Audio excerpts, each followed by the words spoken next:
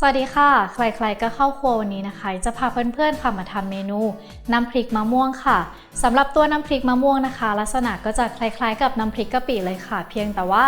เดี๋ยวเราจะนำตัวมะม่วงเปรี้ยวนะคะลงมาผสมในเมนูน้ำพริกของเราด้วยค่ะหน้าตาจะออกมาเป็นแบบไหนนะคะต้องติดตามชมค่ะแต่ว่าก่อนอื่นเดี๋ยวเราไปดูส่วนผสมกันก่อนเลยค่ะว่าเราต้องใช้อะไรบ้างส่วนผสมของเมนูน้ำพริกมะม่วงเปรี้ยวพริกขี้หนูสวนกระเทียมไทยน้ำตาลปี๊บกะปิมะนาวและสุดท้ายน้ำปลาค่ะส่วนผสมครบแล้วเดี๋ยวเราไปลงมือทำกันได้เลยค่ะเดี๋ยวเราจะมาเริ่มทำน้ำพริกมะม่วงกันเลยนะคะอันดับแรกนะคะเดี๋ยวอิงจะโขลกพริกกับกระเทียมก่อนนะคะวันนี้ใช้เป็นพริกขี้หนูสวนนะคะ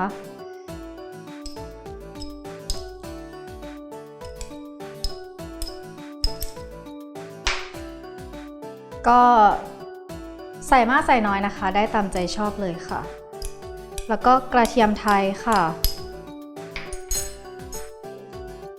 แล้วก็โขลกนะคะให้เข้ากันเลยค่ะ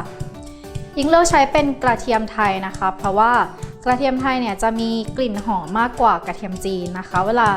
ตำน้ำพริกก็ควรที่จะใช้กระเทียมไทยเนาะจะได้รสชาติที่อร่อย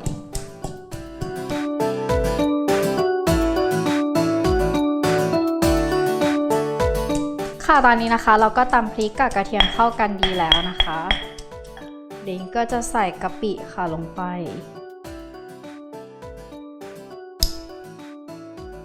สำหรับกะปินะคะก็เลือกใช้นิดนึงเนาะก็เลือกกะปิที่แบบ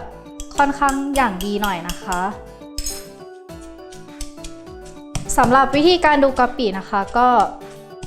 ดูไม่ยากเลยค่ะถ้าเป็นกะปิอย่างดีนะคะสีของเขาก็จะออกเป็นสีแบบ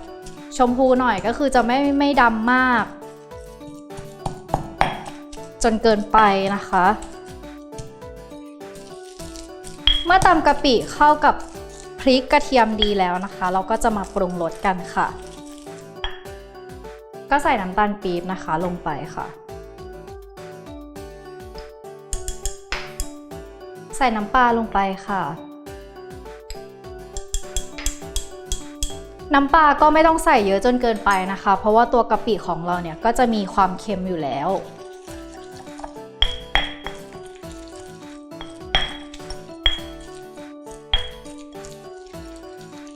ดิงก็จะบีบมะนาวนะคะลงไป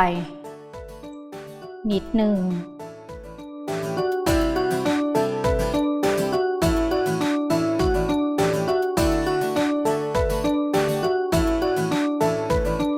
สำหรับขั้นตอนนี้นะคะก็ชิมรสได้ตามใจชอบเลยนะคะใครชอบรสไหนนะคะก็สามารถที่จะปรุงเพิ่มได้เลยเมื่อคนทุกอย่างเข้ากันเรียบร้อยแล้วนะคะเดี๋ยวเราก็จะใส่มะม่วงลงไปค่ะอันนี้ก็คือเป็นมะม่วงเปรี้ยวนะคะใส่ลงไปตำให้เข้ากันเลยค่ะ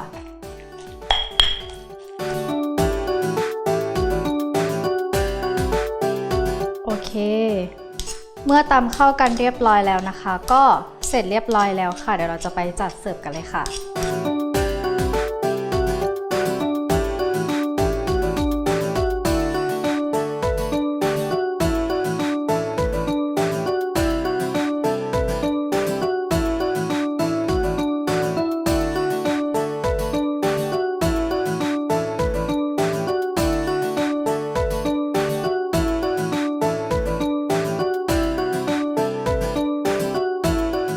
เสร็จเรียบร้อยแล้วค่ะและนี่ก็คือหน้าตาของน้ำพริกมะม่วงของเรานะคะหน้าตาน่ารับประทานมากๆเลยล่ะค่ะรับรองว่าถ้าได้ข้าวสวยร้อนๆสักจานหนึ่งเนี่ยรับรองว่าฟินแน่นอนค่ะถ้าเพื่อนๆนะคะอยากทำตามสามารถเข้าไปดูสูตรของเราได้ที่เว็บไซต์ foodtravel.tv ค่ะวันนี้ต้องขอตัวลาไปก่อนแล้วสวัสดีค่ะ